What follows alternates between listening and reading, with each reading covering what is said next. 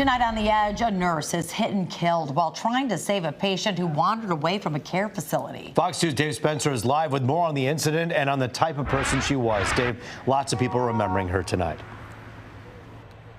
Yeah, there's a lot of people in mourning. This was less than 24 hours ago, right here at the Majestic Care facility in Livonia, right on 5 Mile. That's when a patient got out of that facility, crossed all 4 lanes of traffic here on 5 Mile. A nurse then followed after that patient, was attempting to bring that person back in a wheelchair when she was tragically struck and killed.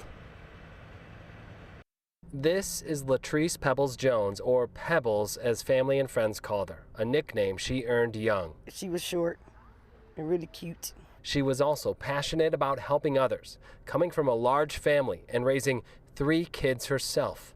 She was a boss. Like, she was always gonna go get it. She was the RN. She didn't never stop.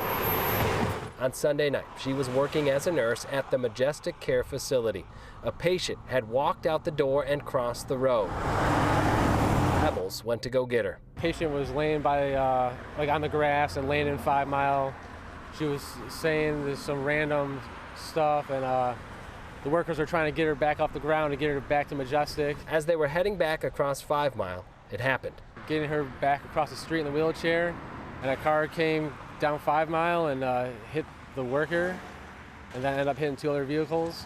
It was a pretty sad, tragic thing to see. Police say an 80-year-old woman was driving west and swerved to avoid the wheelchair, hitting Pebbles instead. With Pebbles, is her heart is so big, and that's how she passed away. Like, caring for somebody. Caring for somebody else. The news of her death is hard to comprehend. She was the one to console others during their times of grief, and she had a personality that was larger than life. She had her sassiness. She was really sassy, but she had this little charisma about her. She was so, she joked a lot. She was a happy person, you never seen Pebbles down. Now, as for that 80-year-old driver, we're told that she did get treated for minor injuries. She stayed at the scene and is cooperating fully with investigators. They don't believe alcohol or drugs to be part of this investigation. However, it does remain an open case. Reporting live in Livonia, Dave Spencer on The Edge. So incredibly sad, Dave. This woman was doing everything in her power to essentially try to save this woman who had crossed the street and left that facility, and in turn gave her own life in trying to save this other life in a sense. Yeah, and she wasn't alone. There were others that were with her, so they had witnessed this, right? So the place did say that through a statement that they are offering grief counselors on hand to help with the other staff members who A, had to witness this, and B, have to go to work again and continue their day and continue their lives here. All of us continue to give our condolences to this woman and her family, and we remember her tonight. Dave Spencer for us live. Thank you. Well, a shooting and a crash brings the northbound lanes of the Southfield Freeway to a halt right at the height of the evening rush. The search for the shooter leads to a large police scene in a nearby neighborhood. Fox News' Dave Kinshin talks to neighbors who watched it all go down. From a crash on the highway to a shooting to police with guns drawn at a nearby house, there's a lot to sort out here, but what we do know, this was a wild, wild evening in Detroit. New video of state police working a house on Lindsay Street on Detroit's west side Monday night. It's where investigators say a victim fled to with minor injuries following a shooting on the Southfield Freeway at McNichols, stopping traffic for quite some time. It makes me feel unsafe. I love to walk, and I can't walk with freedom anymore. State police say it began with a crash along the Southfield and family members of one of the crash drivers showing up to help out. Cops say a third party then drove by and started firing gunshots, and they say it was not random. It's like people have lost their minds for just a little bit of cutting off. An accident is an accident, not purposefully, and you gotta fear for your life because of that. Investigators towed away this pickup truck from Lindsay Street that sources say is directly connected with the Southfield Freeway shooting. While police continue to probe what happened, neighbors say it points to yet another sign of unstable times. When I first moved over here, which was 205, it wasn't that bad. But it seems like since things were coming over from the pandemic, people have gone crazy, driving wild. more shootings, more break-ins, you know, and especially in this area has been a real big influx down 8 Mile. And at last check, police are still searching for that shooter. At the MSP post in Oak Park, Dave Kinchin on the Edge. A last-minute push to stop the wrecking ball and save a building along the Cass corridor. It's been abandoned for years, but some say it deserves a second chance. The building located near Cass and Peterborough has been around more than a century. Now, the family of Curtis Chin once owned a restaurant near the building. Chin says demolishing the building would mean one less piece of history. Olympia Development of Michigan has owned the property since 2004. The city issued a demolition order back in May. We went through the process and the officer was ultimately terminated based on this incident. This is not representative of the entire police department. Former Dearborn Heights police officer sworn to uphold the law, now on the other side of it. Paul Graff facing a judge on felony assault charges from an incident 2 years ago. Graff is accused of threatening another officer with a military-style knife. He was later fired last year.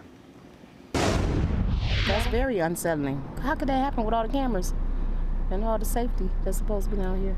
That's crazy. I mean, I don't know what to say about it. A trip to the casino turns into a nightmare for a Detroit man. He was robbed of thousands of dollars in the parking garage of Motor City Casino this morning. The suspect is behind bars. Casino officials say the security of their employees and guests are a top priority. They are cooperating with the investigation. Well, man, it was a hot one. Today was beautiful, but definitely warm, but it's going to get warmer than this. It is, and we hate to say it, but more rain might be coming. I think we're getting a little sick of this, though. Richard Luderman standing by, though, when they might pop up. Taryn and Roop, it's going to be Wednesday. More thunder showers likely for the area. Now, Saturday and Sunday this past weekend, we saw those spotty storms. And again today in the afternoon, some storms popped up right here in Metro Detroit. But the big story is some of the hot air that's coming our way. Not so much tomorrow, but into Thursday and Friday especially. How about a flare-up of showers and storms ongoing in southern Ohio? Most of the action that we had today is now on the Canadian side of the border. The hottest numbers we've had so far this spring-summer season officially at Metro Airport. June 2nd and July 5th, we hit 90 degrees, but later this week, we will likely better that by a couple. You'll see that in the 7-day forecast. Notice how the thunder showers south of Monroe are really fizzling out. Still a few drops of rain close to Luna Pier, but we're kind of done with the rain for the rest of tonight. More smoke is likely tomorrow. As a result, air quality concerns again on Tuesday. Remember, this is smoke coming from distant western Canadian fires all the way down into the Great Lakes. Let's talk about our numbers today. 82 for us, 89 in Chicago. There's 90 for you.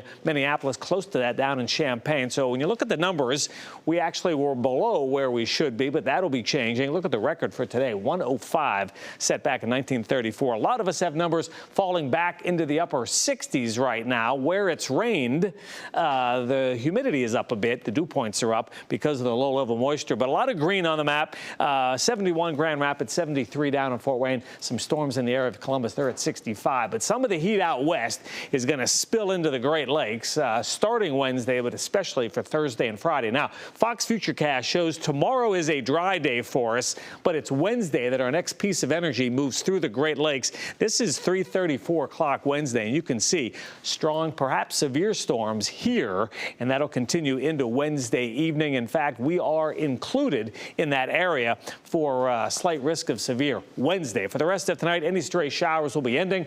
We're down to 65. Tomorrow, back to 87. Air quality concerns with the smoke, but it's going to be very warm Tuesday. Notice the numbers for Thursday and Friday up in the lower 90s. Now, the weekend, it will not be as warm as we fall back into the 80s. How about a full check of those numbers starting at 4 a.m.? Roop, Taryn, over to you. Thanks, Rich. A concert goes off the rails in Detroit when the performer jumps into the crowd to stop an assault. Monica stopped her shows at Hart Plaza's Riverfront Music Festival when she saw a man hitting a woman in the audience.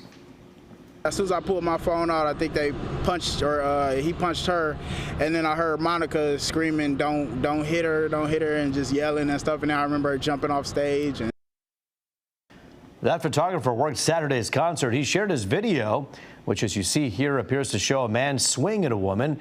Now, the photographer says while security stepped in, no one escorted out of the concert. Yesterday, Monica apologized on Twitter for her actions, saying what she saw triggered her.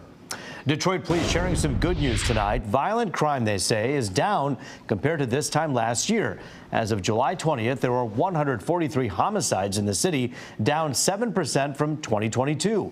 Non-fatal shootings are down 4%. Chief James White credits the decline to a 12-point plan the department implemented back in April. That includes redeploying officers, curfew enforcement, and using undercover cops and eye-in-the-sky surveillance to snuff out potential problems before they get worse.